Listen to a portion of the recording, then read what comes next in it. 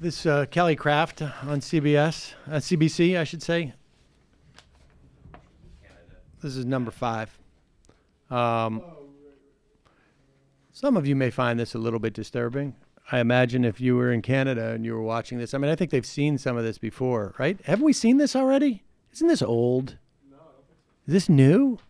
This is new, I think. She is the American ambassador to Canada. And I think I've seen her say this before. But her husband, that's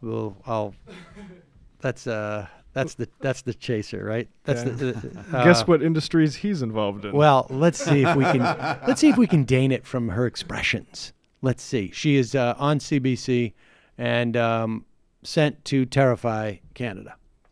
Do you yourself believe in climate change? I believe there are sciences that are both on both sides that are accurate. You believe that there's science that proves that man is not causing climate change? Well, I think that both sides have their own results from their studies, and I appreciate and I respect both sides of the science. Both sides of the science are accurate. The side that says man is not contributing to climate change and the side that says that man is contributing, I think both sides are accurate. What's that? You have cancer. I have cancer? You don't. But one cancer says I don't. I'm happy I don't need a third opinion. It's a Heisenberg. I'm going to hang out with those two opinions and I'm going to just see what happens. But in this instance, in this little playlet that I've done where one doctor tells me I have cancer and the other one doesn't, my husband makes a ton of money off of me not having cancer for whatever reason. Or in this case, the new ambassador to Canada from the United States, husband is a coal billionaire. Of course. So maybe the worst type of billionaire. I don't know. That could be. It's up there. It's up there. I mean, I think like the Sacklers, Sacklers are pretty bad Sacklers too. Are pretty bad.